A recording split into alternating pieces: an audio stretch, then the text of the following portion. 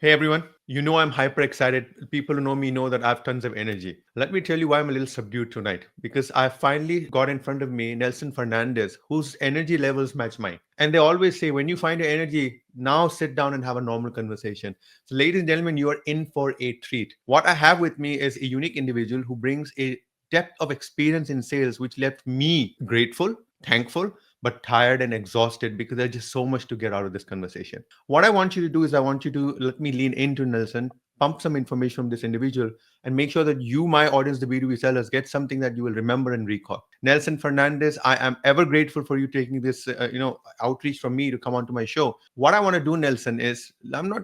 If platitudes are fine, right? You've just heard me say a lot of things about you. Why don't you take a minute or two and tell my audience why and what your journey has been like and why you are the best person to be here to talk to B2B sellers.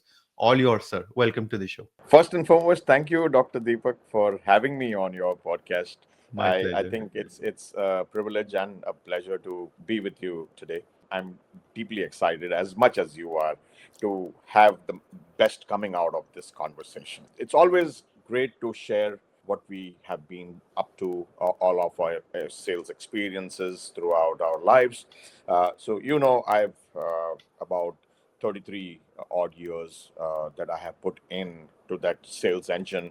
And on a lighter side, I've spent about out of the 3+ decades, 2+ decades were with TCS. So there's a light joke there that because I didn't have the opportunity to move several companies, Yeah. but then I had the opportunity to work with different units within Units TCS, within which TCS. Yeah. was as good as working for different companies altogether, because each unit has its own culture, it has its own industry flavors and all of that. But at the end of the day, we sales guys are sales guys, and what we want is to count the revenue at the end of the day, right? So yeah, Right. it's been a very exhilarating journey. Most people don't know that I actually didn't start off with sales. I was actually a programmer. I used to write in my mainframe COBOL, and I also used to Right. write shell scripts in Unix. And I, I was told I was a cat at it, but then, as luck would favor, looks like I ended up bringing a lot more customers to that organization, and Yes. that's what began a quest in my mind that hey, maybe I was actually meant to go out and talk about some of the things that this organization can do, and then bring in more customers, which seem to have been more exciting than sitting in front of those days the CRT monitors, those green monitors, and you will spend long Yeah. hours in front of those. Yeah, and then I kind of moved naturally into sales. But yeah, the things where they are eventually, I ended up spending about 30+ years in the world of sales.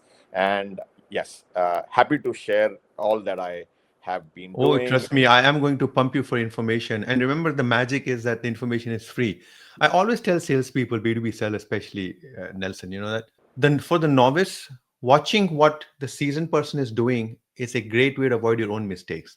And I think you have a very valuable point there. We live in an age and culture where someone listening to you would actually say, 23 years for the same company. How could you, Nelson? And I think the point you're making is not about how I could, it's about why I did, but how I figured it out. At the end of the day, and this is so critical, Nelson, I just want to give a message to everyone. Everyone looks at a 23-year journey and looks at it and says, wow, one company. That means that he's been repeating the same culture many times. And I think it was very, very profoundly enlightening when you said, you may be in a company, but you got to understand, I'm ex HP, right, Nelson? And I'll tell you one thing. I did 11 years at HP. And people ask me, 11 years in the same company, it's going to be difficult for the new age people to do that. I said, you're missing the point. It is so complex that each division has its own rules of engagement. You move from one product to another product, you actually are re-engineering yourself. And I said the company is so complex that you may actually have 5 6 different instances of pricing tools also. So that is actually the reality. At the end of the day, complexity is two types, right? For us in sales, one is the sheer volume of work and the thankful nature of the job, but then also the sheer complexity of the buyer environment and your internal environment. And a lot of people miss that. And I think this is where I think the way I'm listening and interpreting your feedback is these are journeys. These are very unique journeys. Not everyone is cut out to be in sales, but not everyone is going to have the same journey you did, Nelson. And I think it's important people to understand that you will find your own voice. And I think Nelson comes to this table with his own unique voice. Are there other software engineers with COBOL experience? Yes, they are. I'm sure of it. I came from a believe it or not, I was in operations for a freight transport company. I had 50 drivers reporting to me, Nelson. And how do you end up into, because life just brings something and you suddenly say to yourself, I actually like doing this. Yes, there are trials and Correct. tribulations, and I'm not going to pivot to those trials and tribulations. One of the key things and one of the statistics, Nelson, that I want to dig into with you is that people very proudly state that sales has been very gratifying to them at the end of the journey, right? But there's also a very large percentage of people that will tell you, Nelson, that you know what, I was 35 years old, I left sales because I was burnt out. When I meet someone like you, right, who's seasoned, who's been around the block a few times, I actually have to ask a simple question. What have you seen in the last 3 decades about the evolution of selling that actually convinces you that the more things change, the more they remain the same? There has to be some foundation that has kept you going. Would you want to dig into that a bit and just give me some This is wisdom? this is this is such a fantastic question, Dr. Deepak. In sales, the fundamentals have not changed. They are not changing, and they aren't changing even on the road ahead. Yeah. Different channels might pop up, different technologies may shape up. Like today, everyone's talking about AI and Oh, yes, yes. leveraging AI to be able to do our job better and things like that. But Yeah. the fundamentals of selling, that is, go all out and be your authentic self. And that's what ultimately the customer is going to buy, is going to buy your authentic self. And when does that happen?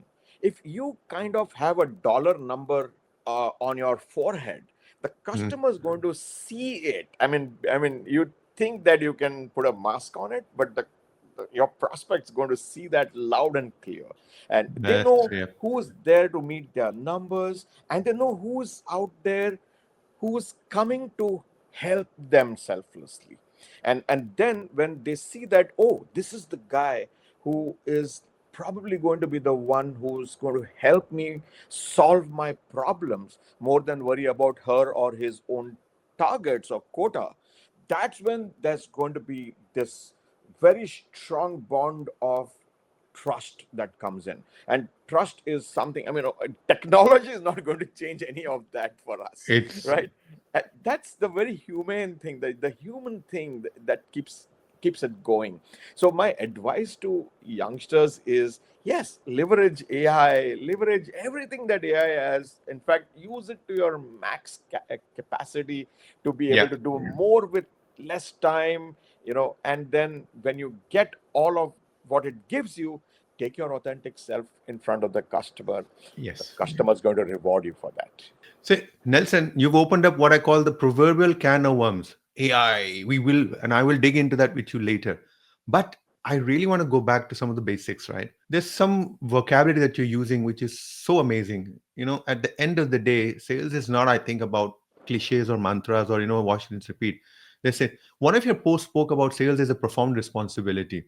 And I really wanted to just ask you, why do you say that? What exactly does it mean in practice? To sales is a profound responsibility. To me, that's like $1 million T-shirt slogan. Let's put it up and let's go run in a marathon and have the whole world see it.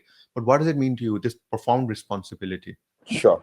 That's a good one, Dr. Deepak. When I talk about responsibility, it's really something in the backdrop of all that I've seen happen around me, all the time. So I've seen two sets of salespeople. Yeah. One set of salespeople are the ones who are the selfless types. They're very very focused on the end objective, and they will carry the teams along together as one team. It's never about I, me, myself. Myself. Yeah. And the I, me, myself category is somebody I run far away from, because it's always about having to shine the light on only on them. Whereas in B2B sales, you're probably going to be not the only one who is engaged and involved in having to sell to your prospect, Yeah. which will eventually become your customer. You're going to probably have a battery of uh, solutioning teams. You're going to have a pre-sales team. You're going to have people from the operations teams who get invariably involved in a entire shaping of a solution to be able to solve a problem or a set of problems for your prospect. Now, what happens though is this Miss or Mr. Sales guy, I mean, who Yeah. only worries about her or himself. What is likely to happen is any point of time there is a fault line that develops in the course of the entire timeline from Yeah. start to finish. Say the solution sucks. uh, the Yes. sales guy knew it. I mean, unless she or he was not deeply involved in In shaping this, the yeah. solution itself. In which Yeah. case, I anyways have a very very deep problem there. How can you I'm kind with of you. stay I'm away? 100% aligned with you, Nelson, on that one. Yes. And then what happens is it shows. So if the customer says, hey, Nelson, your solution sucks. I mean, I haven't seen something like this in a long time. What were you even thinking? And you know what, the next reaction of the guy, and worst is, it might just happen in front of that prospect or the future customer. You just Yeah. pick up the phone. Hey, what were you thinking? What have you put in the solution? The customer's upset. I mean, they're irate. I mean, and that's not happening, right? You got to own that responsibility. If we're doing it, we're in it together. And if you have to fix anything at all, it better be in real time, in runtime when that's happening. You set up reviews, you become a part of what's shaping up, and lo and behold, I mean, it's definitely then going to have all the flavors of whatever you intended that should be presented to the So, customer. Nelson, this is really interesting. I thought I asked a simple question. Sales is a profound responsibility. But now that I think about the last 12 minutes, I actually realize, and I really want to help the B2B sellers on the call kind of make sense of a lot of pieces of the puzzle that you've laid out into us. When I heard sales is a profound responsibility, I actually thought that it's about finding the right solution for just a person out there, right? My customer needs a solution. I think you've actually turned the tables on me and you're saying, yes, but there's also responsibility to deliver the best solution out there. Know what you are delivering. Know your own relationship with your team members because these team members are going to help you deliver what you need to do for the customer. I was listening to you and I was also thinking about this. And Nelson, you and I are now part of the furniture in some of the old organizations, right? Our style of furniture is going to remain in demand because at the end of the day, people want to sit and relax. And a 100-year-old bed can still give you immense peace at night. And I think that's the role you and I play. But I really wanted to just dig into something very simple here. When you talk about the differentiation between a seller who knows and the seller who doesn't know, what else would you say is that single biggest differentiator you've seen in sellers who are just like someone who hits 100%? In my eyes, that's an awesome, great salesperson in any case. But you've seen people hit 150% also. Yes. Now you've so called sales as a profound responsibility, but it seems some people take that responsibility more seriously than others. What is that one or two pieces of information or advice you've seen that tells you that you know when someone's a great salesperson? What would I, that be? yeah, I'll tell you the simple litmus test to that, and I'll probably borrow from our previous conversation to dovetail that Sure. into this one. Absolutely. And it's a beautiful. I'm just loving this conversation, Dr. Deepak. And here's a message I wanted to convey to all the viewers of this podcast: is when you say also responsibility, profound responsibility, it's something that you are, when the organization hires you, it's just not about numbers. It's about brand. It's about establishing and carrying that torch for that organization. It's just not Organization. a mere person on the street who's kind of going to have his feet on the street. It's carrying the torch. So you are the ambassador for that organization, and you're just not a sales guy. The core difference in a roadside sales guy, I mean, I'm sorry to use that word, I know what Dr. you mean. Deepak, It's yeah, the cliche type of salespeople. Yeah. and the profound sales guy who believes that he's just not out there selling, but he literally looks at himself as a bonsai version of the CEO of that organization. Right. Right. Right. And in saying that, I will stick my neck out to say, I want those people who generally kind of think shortcuts work. You I'll tell you what a shortcut means. There's an RFP that somebody suddenly got to know Right. about from Yeah. procurement, and then you kind of run over, you drive down to that lane, and then you go get that RFP. Of course, today's day, I mean, you get it on your email, but I'm just trying to kind of put a metaphor to it. Um, Yeah. and you kind of go pick the RFP. And next, what do? You throw that RFP over the fence to your offshore team, or even your on-site team, Yeah, someone to get going wherever with it. they are. Yeah. And then, hey, we have received this RFP. We need to respond to it. Okay, now it's quite likely that this guy was twiddling his thumbs all along, waiting for something like this to happen. You have not put in the effort with the business guy who owns the problem. You probably don't know 100 moving parts that actually have resulted in the formation of that RFP. What you know is the RFP and that 12 page or 20 pages of what it contains. Well, my dear friends, most of the stuff that is going to actually help you win the RFP is something that's outside of that RFP. What Yes, yes. is in the RFP is just a mere precipitate of only those things that they really want to share with the other people, right? Correct. The one who is going to win it is the guy who authentically sat across tables, spoke to the CXO teams, their one downs. Don't forget, I mean, don't just focus on CXOs when we say call as high as possible. Please don't mistake it for, oh, I shall only go on that lane where you have the CXOs. You Yes. have to make friends with those one downs, two downs, three downs, if you may, to be able to gather information around what's really happening, what are the real problems that these guys are facing. So when you go to the CXO, you already have this precipitate of the top 5 problems or the top 10 problems. And That now let's say I'm facing off to Dr. Deepak, and I'm saying, Dr. Deepak, I'm really disappointed with, and I'm also my condolences on what's happening in your environment shouldn't have been happening. Well, we can solve all these problems in a jiffy, and I just need your green signal to get it done, and this is how it can be done. And that's the kind of conversations which should lead to that RFP that came in. And you know what? You got to differentiate yourself from all the other chaps that are going to receive the RFP document, and they are going to respond to it in English, but you are going to respond to the Nelson, business problems. I really want to dig into this one because remember we talk about RFPs and RFPs, and I think you said something very important. It's a precipitate, it's a distilled version of what the customer wants, and that distillation has been now shared with your competition also. Essentially, there are 5 people who now got the same specification and the same requirement. And the way I'm reading this, you're saying that there's more to this, guys. Between the lines, the question is the RFP the start of a journey? Is the RFP the culmination of some effort you've been putting into place?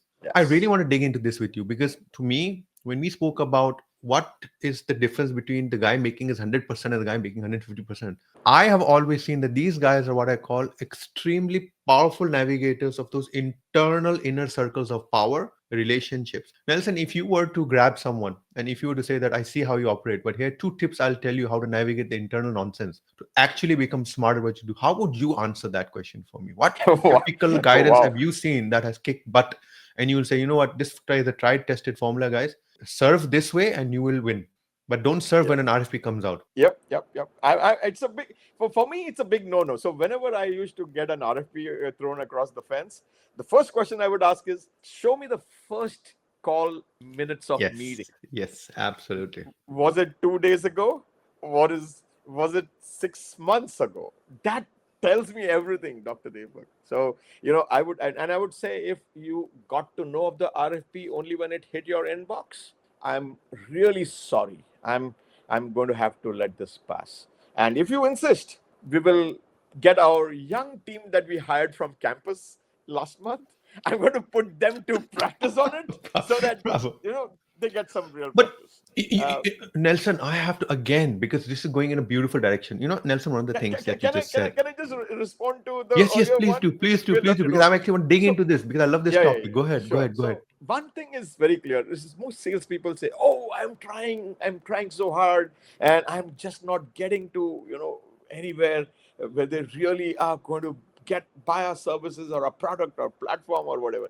Well, guys, the fact of the matter is, entire population on the planet, at any point of time, there's got to be, maybe, you have something that you want to sell, but do Mm. they need what you have? And that percentage of the population is probably going to be about max 3 to 5% of that entire That, population yes, who yes. needs what you have. Okay, so, well, then that's a tough task. And I said, that's exactly what a great sales guy is getting paid for, my dear friends. It's That you're being paid to finding that. identify those opportunities in that intersection where you got something that you can solve their problem with, but they need it too, right? And it's a different argument that you can create the urgency, you can develop it, but Yes. again, that's not happening this Christmas. It's probably going to take you more time, but then you have a quota to crush this quarter. And so, for all that you're doing this quarter, you should have worked at least 2 quarters prior to be able to get that 150% that you were talking about, Dr. Deepak. I wanted to kind of cover that point. I'm so Nelson, but I'm not going to let you get off this one because I have a question for you. One of the most favorite points that were always made to me, because I left enterprise sales after 15 years because I burnt myself out and I went into sales operations. And in sales operations, I always had an empathetic view of how to build processes, scale things from a salesperson's point of view, right? Now, you just mentioned to me one of the biggest things I used to see in any deal review was, I know that we didn't know about this RFP till 2 days back, but guys, if we don't reply, then we will not have a presence at the table. So I think we should reply for strategic reasons. What was your first reaction to that type of a comment? And how would you go about analyzing that and breaking that myth out, or confirming that maybe it's true, Deepak? Yeah, sometimes I do it because I did like your angle about, yes, I'll support you, but you know what? Here's an exclusively special team that just came in from campus that will support you because you're now putting in the value effort matrix against ROI versus chance, because you're throwing darts in the wind and you're telling me you're going to hit jackpot with some major stock that you're going to buy. I trust you, but I'm going to give you this resource at this point.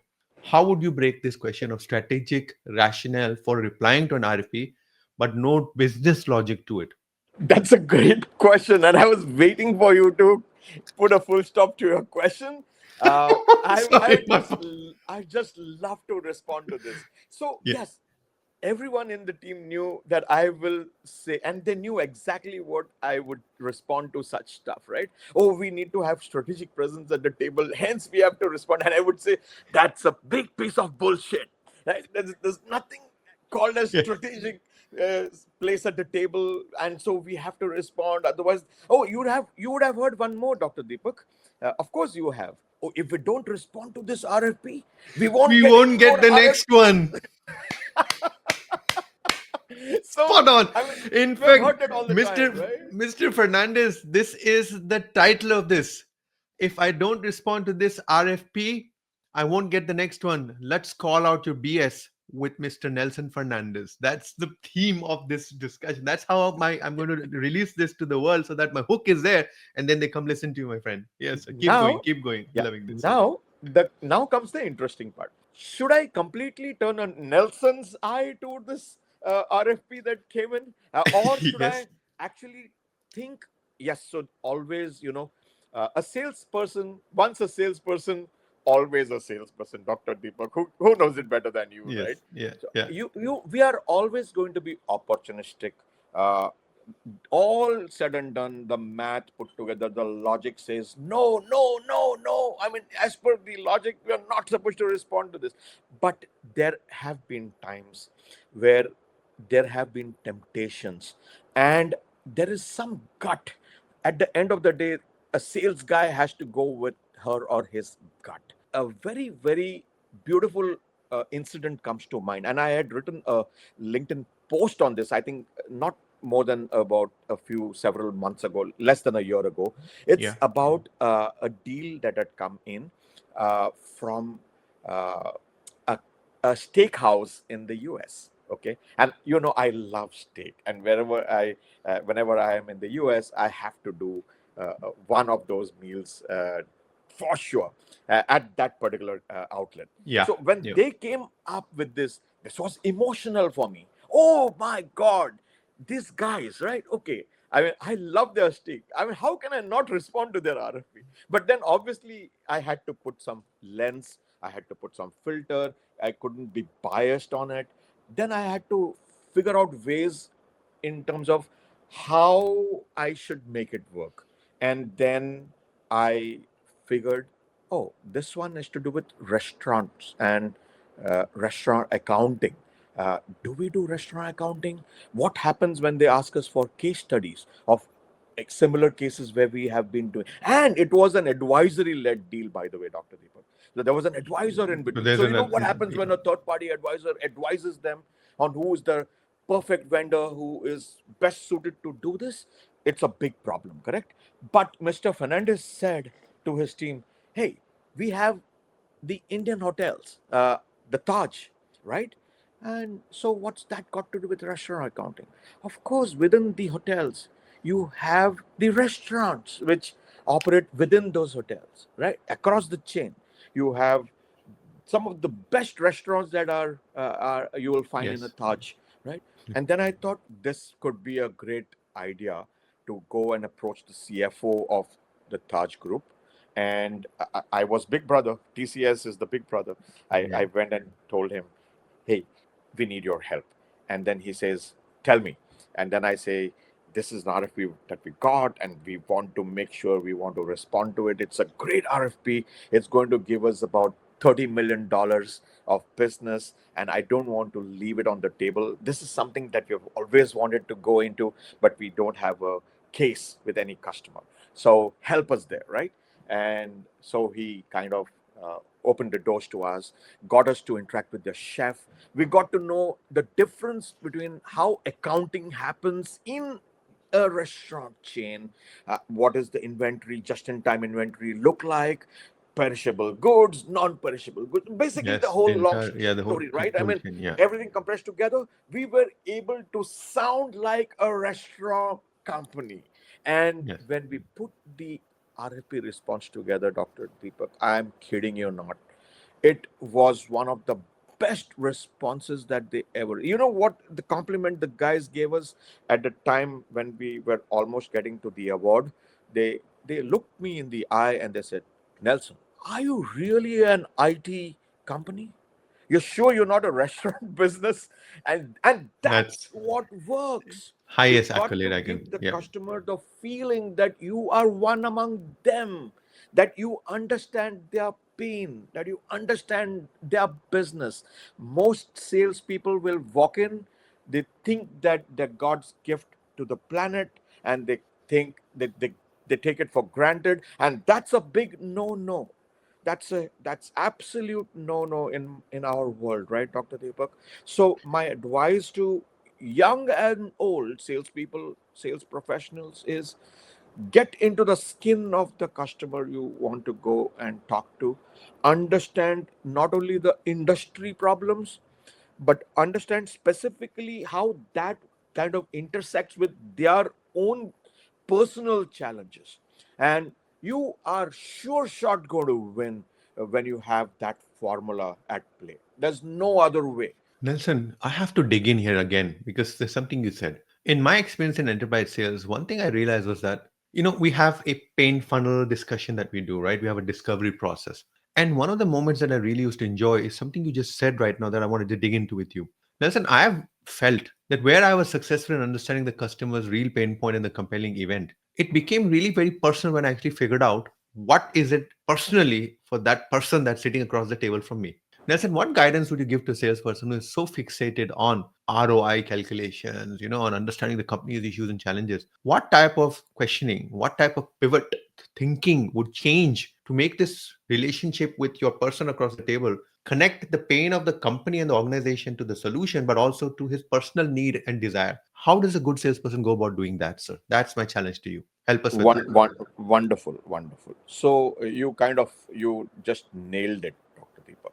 So when we go into an account, when we go into organization, unfortunately, many a times, uh, and I would kind of probably put the blame on the right kind of sales training or sales coaching, right? And we should remember these athletes at this moment. Yes. Yeah. All your superstar athletes, they all train, they all have continuous coaching culture inbred. Yes. Correct. This doesn't happen in the world of sales as much as we both want it to happen, right? I'm sure it's a dream, it's a desire. And coming quickly to your point is the way it is today. Most sales people who call themselves sales professionals, by the way, I would question that. When they go to a customer, it's a very robotic, uh, non-emotional conversation. Most of the times we look at that logo, we think in the background about, yes, I mean, we understand these are the problems you have, your SGNA is this, your COGS is this, Your your cogs. Yeah. CAGR is this. I mean, it's not been climbing the way it should have climbed north and things like that. In that, we forget that at the heart of all this is a human, and the person you're talking to. First, get to the the heart of that person. There are two things that drive anything. One is personal drivers, and the other is business drivers. Now, everyone worries about the business drivers, but what most people miss out is to kind of touch the heart of the person on the personal drivers. The, what is it? What does success mean to this person? What could this deal do to this person? Correct. Yes. Right? And so if we would only spend a little more time dwelling into the personal drivers, what drives this person. For some people it might be promotion, for some people it might just be a kick. I mean, I'm known to be the execution Absolutely. guy out here, right? And so it's important to fathom that, it's important to measure all of that. And yeah, like you would vehemently agree with me, there is no way in which we can measure happiness. How can you measure happiness? It's different for different people, right? So you got to be able to find a way to show them that things are not in the best of best that they should have been. Uh, With the you. job of the sales pro, right? To be able to uncover, unlock, and show the mirror to them. Say, look, you're doing well. When you say we are all set, you're not wrong in saying that. But did you know that if just one onion peel or two onion peels Reveals. down, Yes. this is the art of the possible. It can take you to a altogether different trajectory. Wouldn't you want to explore a little more about what that could do to you and your family and your business? And that's Uh, what most people fail to ask. so here's a question, right? And to me, I've always said to salespeople that when I took on the sales operations role, I flipped. I used to now listen to vendors selling me the next CRM, the next deal scoring system and tool. And one thing I realized was that I asked myself a simple question. So Deepak, previously you were selling, now you're buying. Why are you buying? And there's one variable that I want to check with you, Nelson, is that I realized that I was buying from individuals that were actually spending time to know me and how what skin I had personally in that project. And then every time they would talk, they would deliver what would the company get from it, but they were also very focused on telling me how this is going to make your life easy, Deepak, how it will improve your reputation, Deepak, and how, Deepak, this type of a project with these metrics will allow you to get more budget allocated to it, which ultimately is good for them. But remember, I am internally also fighting for that same budget, right? Because I want the budget for my project. So it's not about them getting the budget, it's about me getting budget to my aspiration. Now, the question to you is as follows, Nelson. In your long career, you work with, let's call them champions for 1 second. These are your internal coaches. These are your internal people that tell you when they sense something is off. These are people who validate your thought process. How important are these champions, Nelson? Give me a perspective here. Would you challenge my assertion, or would you say that this seems like let me shed my perspective? Let's just get into that, sir. Champions within organizations and developing relationships with them. Is it fruitful? Is it waste of time? So let me understand whether I got the question right. So you're saying as a buyer, you have this challenge of getting budgets allocated to you. No. My question is as follows. As a buyer, I like to work with individuals from the selling side talking to me who were connecting the dots for the corporate pain as well as my personal pain and my benefit that I get by making this project successful. They would be very focused on giving me information that allowed me to go and fight for more budget for my project, not for them, for my project. What I'm asking you is that for me, when I used to work in sales, my question to you is that, Nelson, you now have an opportunity where you, as a seller, are talking to an internal person, and that person we sometimes call an inner coach. Let's say he's your on your side, but he tells you you're navigating this right, wrong, whatever. You seek guidance, you seek Yes. counsel from these individuals. Oh What yeah, yeah. tips, tricks have you seen when it comes to navigating with these champions? Because for me, the rock star salespeople have a knack of building those relationships, that inner influence, which is not politicking, it's diplomacy done at the highest level. Nelson, what have you seen that really makes people stand up and say he knows how to navigate his champions very well? Oh, got it, got it, got it. So that's another rat hole altogether. That Let's go in. Yes, it's not tell as me. simple. It's not as simple as I thought it was. But No, now I get you, and hence I asked you to reframe your question. So yeah, many a times, in fact, oh my God, this should have been a 5-hour podcast. I know, Mr. Fernandez. That's why I bring people like you on board, and that's why I ask these questions. Because at the end of the day, you can read 7 books. You cannot practice 7 books without actually practicing it. You know, it's like Yes, AI. Someone tells me, I took a book, Deepak. By the way, someone told me, Deepak Putra, give me a copy of your book. I will just scan it and I'll tell AI to summarize it for me. I said, with pleasure. You don't need AI for that. I'll actually give you a 30-minute lecture on what I was trying to say and see if that changes your life. And right, Nelson, right. this is why practitioners will always win, because we write the books after 70 years of experience, right? Cumulative between you and I, most likely we've done 70 years of corporate Yes, servitude, right? of course. Now you're Yeah, going to tell me that you will now take my. So this is one of those jokes, right? Your 70-year experience, Deepak, I'm now going to summarize in a 7-minute podcast. It's an absolute shame, right? Especially when absolutely, you and I know, Nelson, that a 70-minute workshop distilled to seven is going to cost you $1 million lost commissions over the next 20 years because you were absolutely. too lazy enough to do your work. But I'm not Yes. going to let you get away with that. I'm coming back to the question, sir. Help Yeah, yeah, me figure absolutely. out how to So navigate the champions that sit within organizations and get them on my side. And what is that diplomacy that you've seen that works very well? yes, so that's lovely. So in like in any place on the planet, even in an organization, there are dynamics. There will be people who are with you. There's people who show here with you, but they might not be with you. There'll be some people who will have one foot here and one foot there, and there's going to be a whole lot of dynamics playing out, right? And like this also dovetails with something that I keep talking about in my workshops a lot is uh, most salespeople, you ask them to draw a set of, and you're going to love this one, Dr. Deepak. I know Mm, you're going to love mm, this one. mm. When you ask them to draw, who are your competitors, right? And then Yes. you're going to likely see a column which says Accenture. You're going to see, I'm talking about in the context of TCS, okay? I mean, TCS, pardon me for correct, that. correct. Yeah. Yeah, Uh, no. I'm going to see Accenture and Cap Cognizant and Gemini, you're going to see Capgemini. the, yes, And among some of the Indian players, I'm going to say Tech Mahindra, then Wipro, and got it. HCL, and all of Yes. that. So you rarely see a column which says Mike Jackinson. You're rarely going to see Bob. You're rarely going to.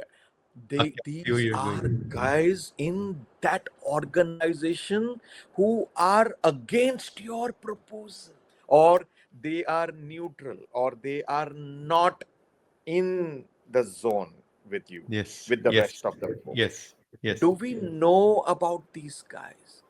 Do we even realize, or even do we recognize their presence, right? I mean, it's so interesting.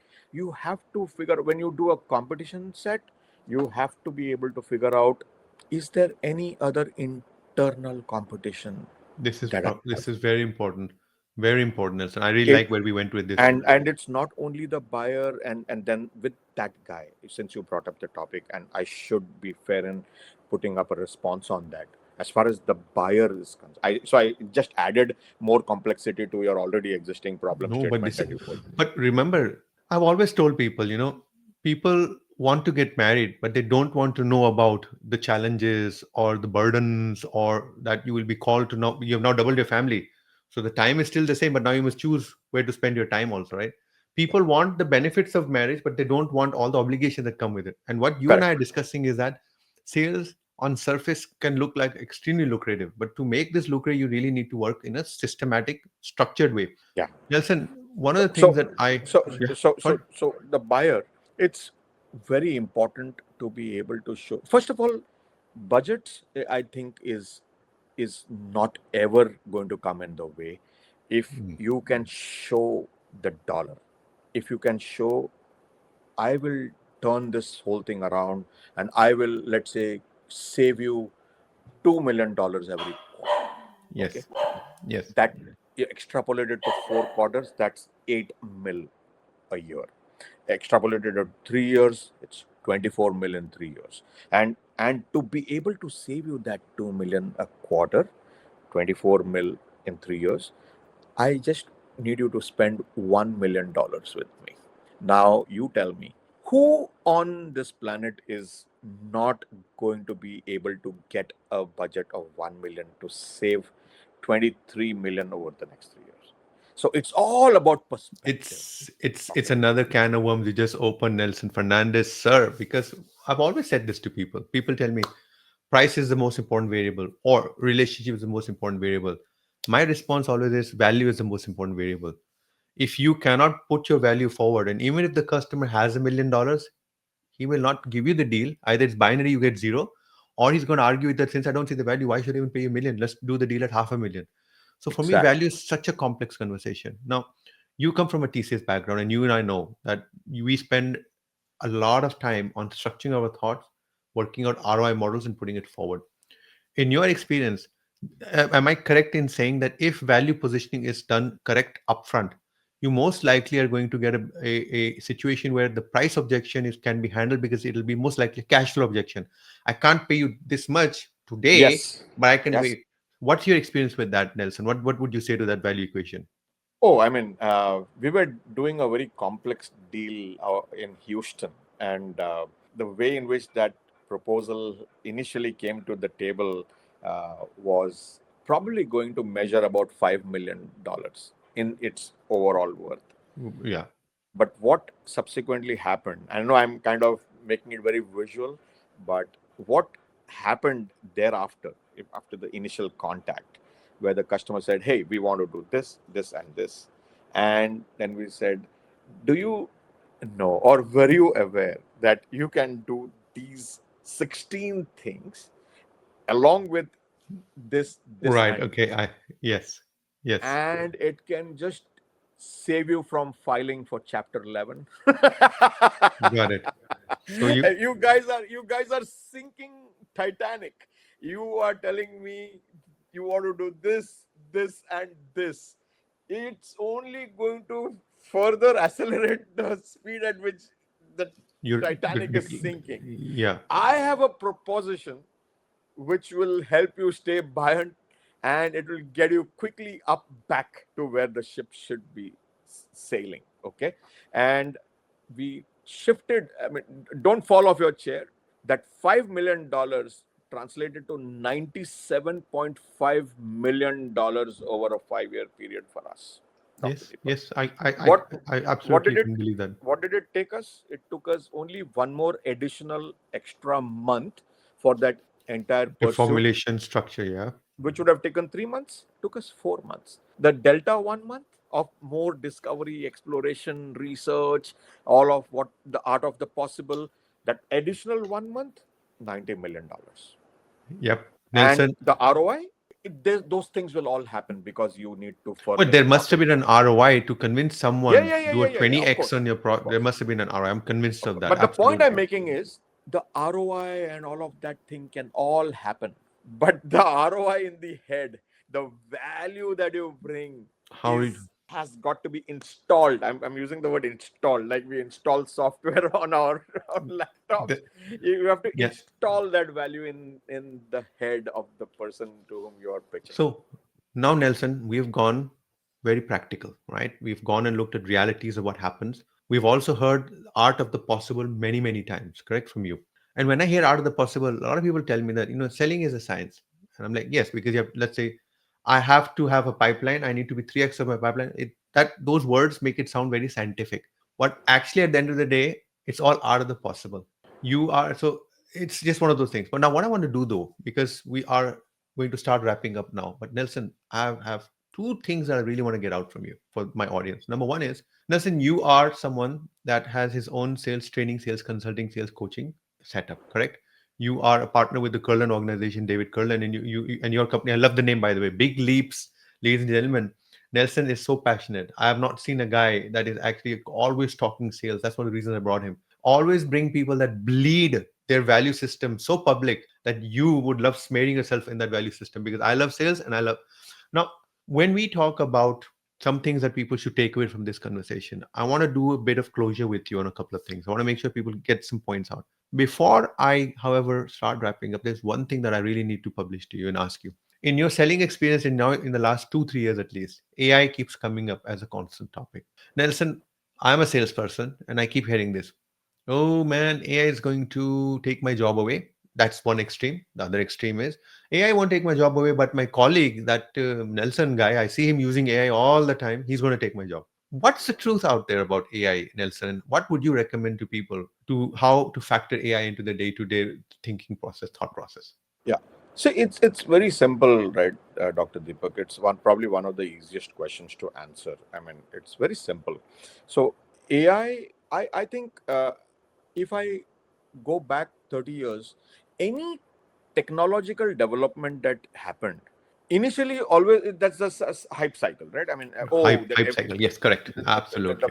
the fear psychosis that it brings along with it, and then people are all like, oh my god, now what will happen? It will take away my job. There won't be any sales feet on street. I mean, AI is going to do everything.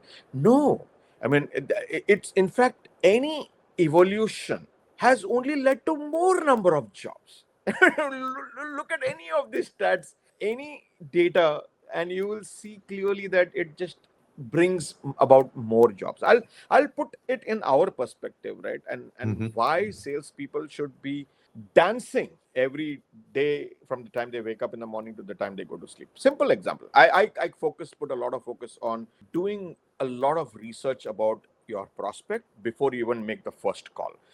It Yeah. should sound like you already know enough about them and not a complete cold in the dark kind of a call that you made.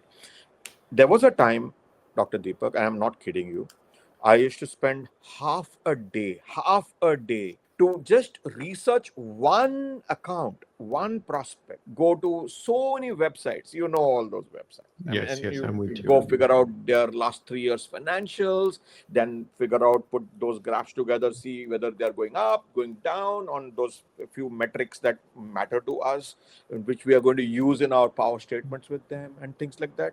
Today, I just go to Supergrok and then that damn thing takes it 1 minute, Oh, 17 seconds. It throws everything in whatever context I need to have about that particular account. As a sales producer, I got to be prospecting every single day. There is not a single day that I don't sit down to prospect, and I do it myself. It's not yeah. an outsourced activity. It's about getting to the heart of the person whom I'm going to talk to, right? And even when we first met, Dr. Deepak, I did enough homework about who Dr. Deepak Butra is, whether I should fall in love with him, is it going to be any benefit to me, and so I spent that 1 minute 17 seconds to learn who you are, right?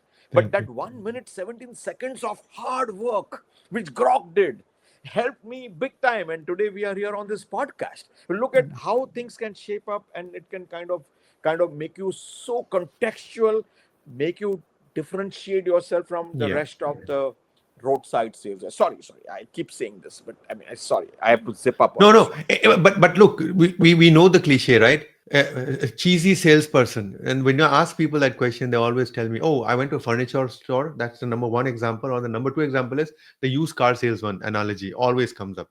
So you're right. Yes. And you know the fun thing, and I want to make sure that I give you the last things that I want to get out from you. But the reality is that sales is what I call a noble profession that gets, I would say, bad reputation because of the association of. I always tell people one thing. Ask any good Indian parent when that grandchild is born, do they ever say, "Oh, this boy will grow up to be a salesperson"?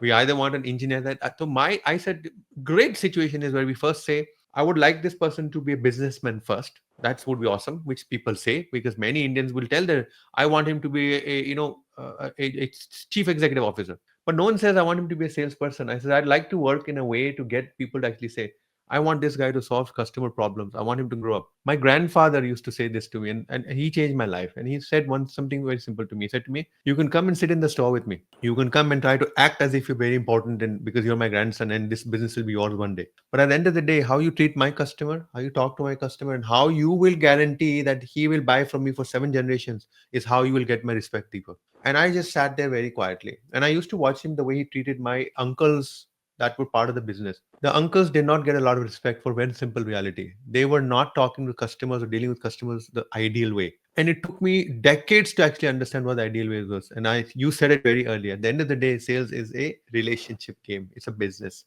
It's trust. Now, Mr. Fernandez, I'd like to throw a couple of things at you very fast so that we wrap up with some good, powerful nuggets from you. Sir, if there is one thing that you could tell a sales leader who coaches his team do, because you said earlier, Deepak, how difficult it is to get a good coach in sales, right? If there's one thing you could ask a sales leader to change in their behavior or the way they do their coaching, what would that one thing be, Nelson? Don't take your prospect for granted. Now, let me ask you the question in a different way.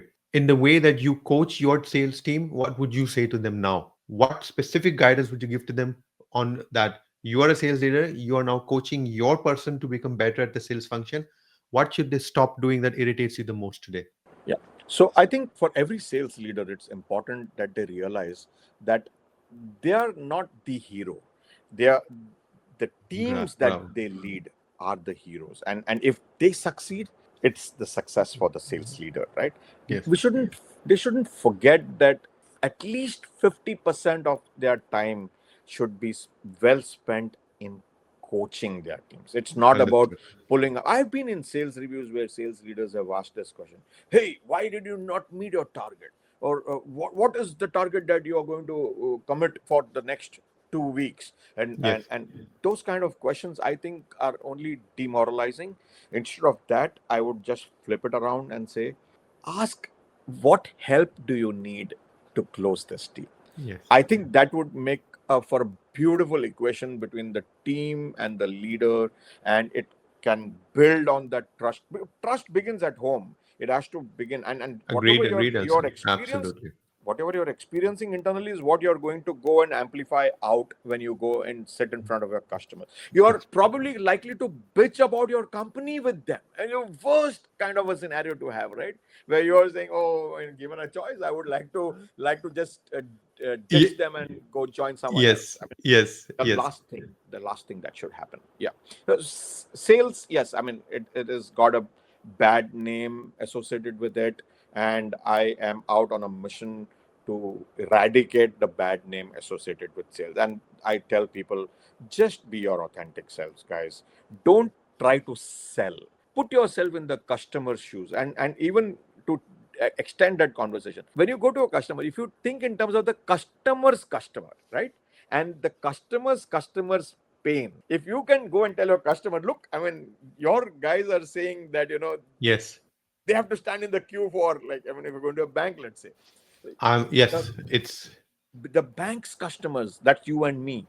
I mean, look, your chairman is writing on his newsletter that this year we will grow by 10,000 accounts, but that's not what's the story at your branch. The people who visit your branch are telling me a different story. I mean, there are long the lines and quality of interaction is dropping. Something is call, too long to yeah, wait, stuff like that. Yep. So, Nelson, customer's customer mindset. I'm looking at the clock. I have a minute that I want to ask the last question. Nelson, where can people find you? Where and how do people reach out to you? Website, email, contact details? I know you're based out of Mumbai. You and I have been on multiple podcasts and con calls for, and I got an assessment that I tell us a bit about baseline selling. Tell me a bit about Dave Curlin and how people can reach out to you if they need support in the sales function. Lovely. Yeah, happy to do that. So I'm Nelson Fernandes, and I am founder of Big Leaps Consulting. This is the only thing I could think of beyond TCS. I couldn't dream of going and joining any competition. I was done with that part of my life, And I thought it is a huge world outside of TCS that I could go and create an impact out there and develop salespeople across the planet. You can find me on LinkedIn. You just simply say Nelson Fernandes Big Leaps, and you're bound to find me there. We also have a YouTube channel, same thing, Nelson Fernandes Big Leaps. You can find us there as well. And Nelson.Fernandes at bigleaps.co.in. That's my email Perfect. ID. You can reach me in any of these channels. And yeah, it was a pleasure to be with you today. Absolutely. My Dr. my Deepak. privilege, sir, to have you on the call. Nelson, for me, there's a work you do which I consider to be very noble, right? It's not just that the profession is noble, but it's a profession that's constantly under stress and constantly looking for guidance, advisory. It's like golf, right? Someone once told me, Deepak, I've been playing golf for 20 years, and I tell you what, I still am not sure whether I'm really become as good as I can. And I think sales is one of the things where you need to keep practicing. You really need to. And you said something very profound earlier, right? That even right now, Deepak, if I'm not prospecting on a daily basis, not showing the right behaviors, that's not, it'll hurt my pipeline. It's going to go the wrong way. So you got to just keep doing the grunt work, as they call it, right? You don't do that basic work. You can complain as much as you want about the fancy CRM taking up all of your time. But at the end of the day, if there's no data in the CRM, what you going to do with it? Yeah. Mr. Fernandez, sir, thank you very much for your time. Really appreciated this conversation. I am planning to get this out soon. I will tag you on LinkedIn when it comes out. Would love for your participation. Would love for your audience to also share and cascade. Thank you very much, Nelson. Take care. Thank you, Dr. Deepak. It was a pleasure to be with you today. Bye bye. Absolutely. Bye bye.